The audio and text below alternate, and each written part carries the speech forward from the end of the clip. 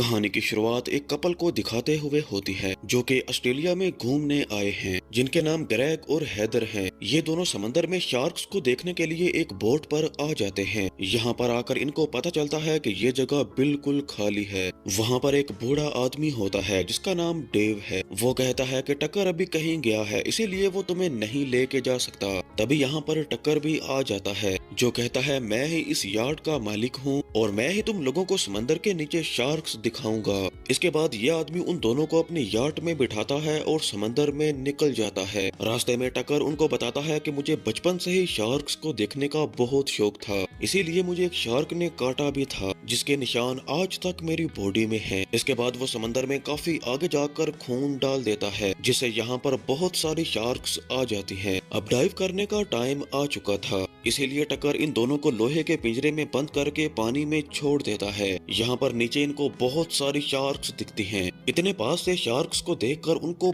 बहुत अच्छा लगता है। इसके बाद ये दोनों खुशी खुशी अपनी बोट पर आ जाते हैं। जैसे ही ग्रेग ऊपर आता है तो टक्कर उसको चाकू मारकर फिर से पानी में भेज देता है। हैदर जोर जोर से चिल्लाती है मगर उसकी चीखों पुकार को सुनने वाला कोई नहीं था। वो समंदर के बिल्कुल बीच में थे। इसके बाद हम एक लड़की जेफर को देखते हैं जो एक शॉप पर होती है। वहीं उसकी मुलाकात मोसिस नाम के एक रियल एस्टेट एजेंट से होती है। उसकी कार खराब हो गई थी, इसीलिए उसको थोड़ी सी हेल्प चाहिए थी। अब क्योंकि जफर के पास एक वैन थी, इसीलिए वो उसको अपनी वैन में जगह दे देती है। इसी हेल्प की वजह से वो दोनों इतनी बातें करते हैं कि एक दूसरे को पसंद करने लगते हैं। इसी वजह से जेफर मोसिस के घर ही चली जाती है। यहाँ पर ये दोनों आपस में बहुत क्लोज होते हैं। इसके बाद मोसिस जेफर को कहता है कि हम दोनों का मिलना कोई इत्तेफाक नहीं है, इसीलिए अब हमें एक दूसरे के साथ ही रहना चाहिए। मगर जेफर को उसकी बातों में कोई इंटरेस्ट नहीं था। जैसे ही मोसिस उसके लिए खाना बनाने जाता है, वो अपनी वैन को लेकर यहाँ से जा चुकी थी। इसके बाद जेफर सर्फिंग करने चली जाती है। तभी यहाँ पर उसकी एक की गुम हो जाती है। तभी वो पास में एक ट्रक खड़ा देखती है, इसीलिए वो उस ट्रक के पास जाती है ताकि कोई ऐसी चीज मिले जिससे उसकी हेल्प हो सके। और तभी यहाँ पर टक्कर आ जाता है। वो मुस्कुराते हुए उसके पास आता है। वो कहता है कि मैं जानता हूँ कि तुम्हें क्या चाहिए, इसीलिए वो उसको एक की दे देता है। वो कहता है कि तुम रख लो, मेरे पास और बहुत हैं। और साथ में कहता है कि मैं तुम्हारी हिम्मत को दाद देता हूँ कि तुम इतनी रात को अकेले सर्फिंग करने आई हो। जेफर उसको थैंक्स बोलती है और अपनी गाड़ी के पास आ जाती है। तभी मोसिस उसको एक खाने की फोटो भेजता है और कहता है कि क्या तुम मेरे साथ एक डेट पे चलोगी। इससे पहले कि वो उसको कुछ रिप्लाई करती, पीछे से टक्कर आता है और वो उसको ले जाता है।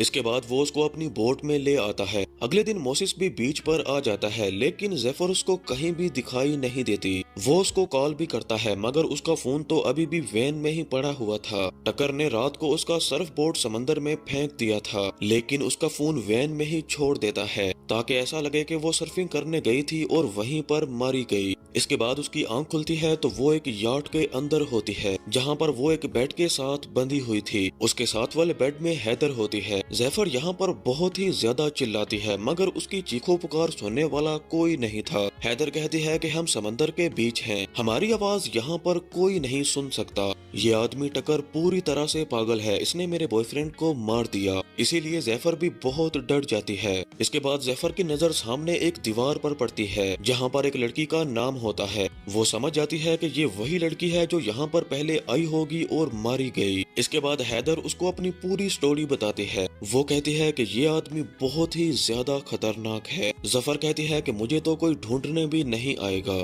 इसीलिए हम दोनों को खुद ही कोशिश करनी होगी। इसके बाद मोसिस अभी भी जफर के बारे में ही सोच रहा होता है। तभी वो देखता है कि जफर की वैन को पुलिस टो करके लेके जा रही है, इसीलिए वो समझ आता है कि जरूर कोई ना कोई गड़बड़ है। वो कहता है कि वो सब कुछ छोड़ सकती है मगर अपनी वैन को नहीं। यही उसका घर है और इसके बिना वो कहीं नहीं जा सकती। इसीलिए वो पुलिस स्टेशन जाता है और वहाँ जाकर सब कुछ एक्सप्लेन करता है, मगर वो पुलिस वाला उसकी बातों को सीरियसली नहीं लेता। वो कहता है कि बच्चे तुम घर जाके आराम करो। इसीलिए मोसिस खुद ही जेफर को ढूंढने का फैसला करता है। इधर यहाँ पर जैफर को शाम हो चुकी थी, लेकिन अभी भी वो बंदी ही हुई थी। वो लाख कोशिश करती है मगर कुछ भी नहीं कर सकती। तभी उसकी नजर हैदर की बिकिनी पर जाती है, जिसके अंदर एक लोहे की वायर होती है। इसीलिए वो वायर निकालकर अपनी हथकड़ी को खोलने की कोशिश करती है। तभी टकर उन दोनों के लिए ब्रेड और पानी लेके आ जाता है। वो रूम बहुत गर्म होता है, जिस वजह से इन दोनों के गले सूख रहे थे। यहाँ पर टकर इन दोनों को ब्रेड और पानी देकर चला जाता है और जैफर फिर से हथकड़ी खोलने की कोशिश करती है, मगर तभी वो बेहोश होने लगती है क्योंकि टकर ने पानी में कुछ मिला रखा था। इससे पहले कि वो खुद को आजाद कर पाती, टकर उसको पकड़ लेता है। जब हैदर की आंख खुलती है तो वो खुद को बंधी हुई पाती है और सामने एक कैमरा सेट किया हुआ था सब कुछ रिकॉर्ड करने के लिए। इसके बाद वो अजीब सी स्पीच देने लगता है और कहता है कि ये मेरा शो है। वो कहता है कि शार्क दुनिया की सबसे ताकतवर प्रजाति है। गॉड ऊपर नहीं बल्कि पानी के अंदर नीचे होता है। वहाँ से सब कुछ शुरू हुआ और वहीं पर सब कुछ खत्म होगा। इसके बाद वो हैदर के कुछ बाल काट के अपने पास ही रख लेता है। इसके बाद वो पानी में खून डालता है जहाँ पर बहुत सारी शार्क्स आ जाती हैं। इसके बाद वो हैदर को धीरे धीरे करके पानी में डाल देता है। हैदर बहुत चिल्लाती है मगर उसकी हेल्प करने वाला कोई भी नहीं था, इसीलिए वो मारी जाती है। ये पूरा सीन टकर अपने कैमरे में रिकॉर्ड कर लेता है और जैफर ये सब अपनी आंखों से देख रही थी, इसीलिए वो भी कांपते हुए अपना और हैदर का नाम एक दीवार पर लिखने लगती है। तभी वो नोटिस करती है कि दीवार में सिर्फ एक नाम नहीं बल्कि बहुत से नाम हैं जिन्हें पेंट करके छुपाया जाता है। यानी ये बंदा कोई सीरियल किलर है। इसने जिस भी लड़की को मारा उन सभी की वीडियो टेप्स इसके पास हैं। अगली सुबह हम हैदर का बचा कुचा हिस्सा पानी में तैरते हुए देखते हैं, जो देखने में बहुत अजीब लगता है। इधर मोसिस अब भी जफर की तलाश में बीच पर होता है। तभी उसको जफर का सर्फ बोर्ड मिल जाता है। वो देखकर और भी ज्यादा परेशान हो जाता है। उसका सामान तो यहीं था लेकिन वो खुद यहाँ पर नहीं थी। रात को टकर फिर से उसके लिए पानी और ब्रेड लेके आता है, मगर जैफर वो सब नीचे गिरा देती है। वो टकर की बहुत ही ज्यादा इंसल्ट करती है, मगर वो तो सीरियल किलर था, उसको कोई गुस्सा नहीं आता और हंसते हंसते चला जाता है। थोड़ी देर बाद उसकी नजर एक बाल्टी पर जाती है। वो बाल्टी को तोड़कर उससे एक नुकीला हथियार बना लेती है। उसको पता था कि टकर अभी फिर से आने वाला है। अब क्योंकि जैफर ने पानी नहीं पिया था, इसीलिए टकर उसको बेहोश करने के लिए एक इंजेक्शन लेके आता है, मगर जैसे ही वो पास आता है वो उस पर हमला कर देती है। वो बाल्टी का नुकीला हिस्सा उसके अंदर ही घुसा देती है, जिससे वो वहीं बेहोश हो जाता है। फिर वो उसकी पैंट से चाबी निकालकर खुद को आजाद कर लेती है और जैसे ही यहाँ से बाहर आने ही वाली थी, टकर खड़ा हो जाता है और उसके पाँव में वो इंजेक्शन लगा ही देता है, जिससे वो धीरे धीरे बेहोश होने लगती है। इसीलिए वो जल्दी से ऊपर जाकर रेडियो से खुद की हेल्प मांगती है, मगर उसको कोई भी जवाब नहीं मिलता।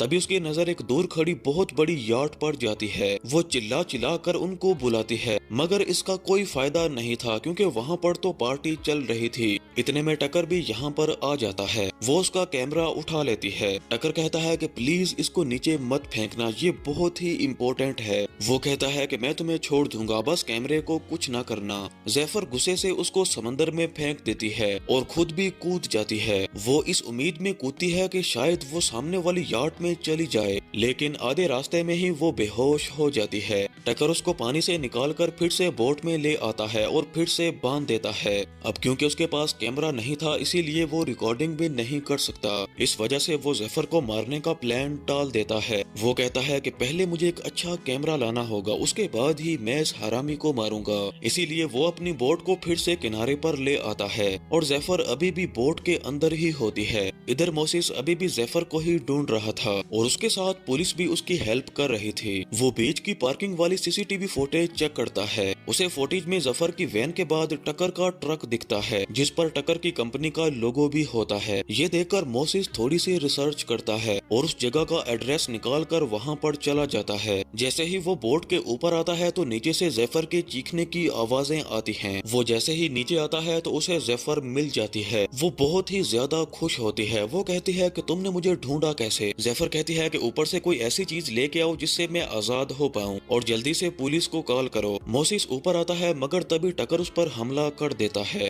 पुलिस को कॉल तो लग चुकी थी मगर टकर उसको बात ही नहीं करने देता और उसका फोन तोड़ देता है और मोसिस को बहुत ही जख्मी कर देता है। मगर मोसिस भी अब प्यार में पागल हो चुका था। वो गुस्से में उस पर टूट पड़ता है। वो टकर को मारने ही वाला होता है पर तभी पीछे से डेव आ जाता है जो उसके सर पर मारता है, क्योंकि डेव को भी नहीं पता था कि टकर असल में कर क्या रहा है। जैसे ही डेव की नजर जेफर पर पड़ती है वो समझ जाता है कि टकर यहाँ पर क्या करता था, मगर अब बहुत देर हो चुकी थी। टकर उसके पास आता है और उसको एक बहुत ही बुरी मौत देता है।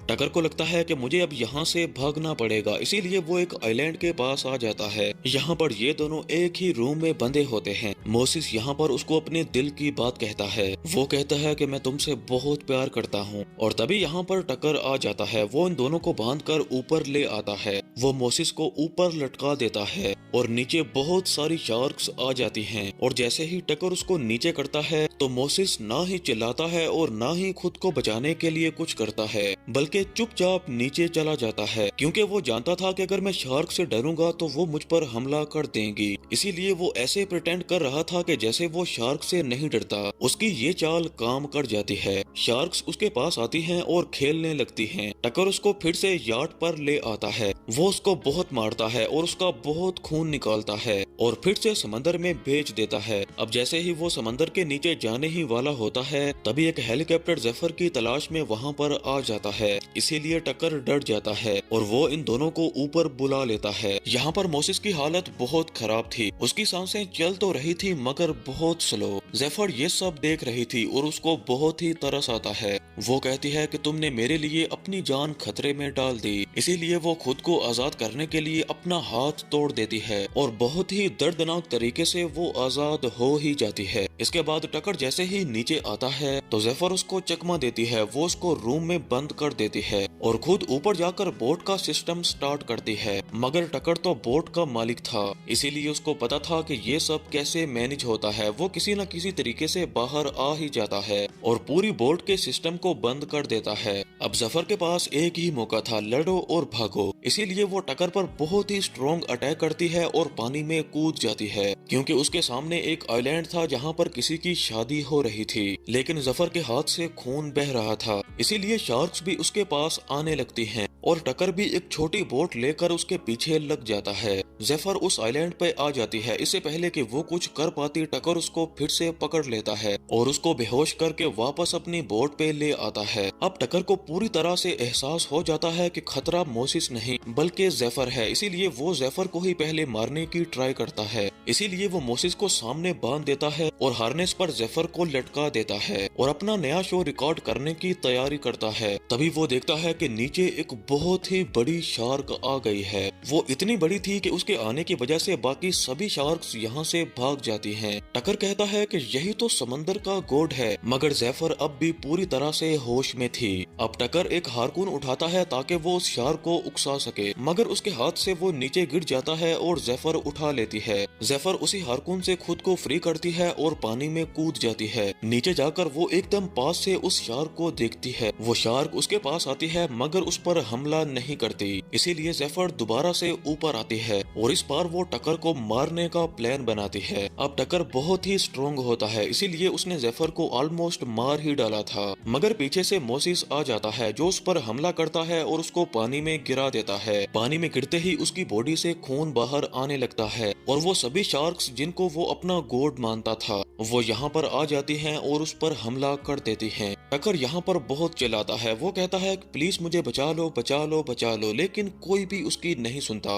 मगर शार्क्स उसको खा जाते हैं। जिस तरह उसने बाकी लड़कियों की वीडियोस बनाई थी अब उसकी खुद की भी वीडियो बन जाती है, लेकिन उसको देखने वाला कोई नहीं था। वहीं इधर ये दोनों एक फ्लेयर गन उठाकर ऊपर आसमान की तरफ छोड़ते हैं। थोड़ी ही देर में इनके पास पुलिस आ जाती है और इन दोनों को रेस्क्यू कर लेती है। इधर मोसिस की हालत बहुत ही खराब थी। जेफर भी उसको दिलासा देने की कोशिश करती है और कहती है कि अब हम साथ हैं। मोसिस कहता है कि मैंने तुम्हें कहा था ना कि हम दोनों का मिलना कोई भी इत्तेफाक नहीं है, इसीलिए अब हमें साथ ही रहना चाहिए पूरी जिंदगी। और इसी के साथ ही ये कहानी यहीं पर खत्म होती है।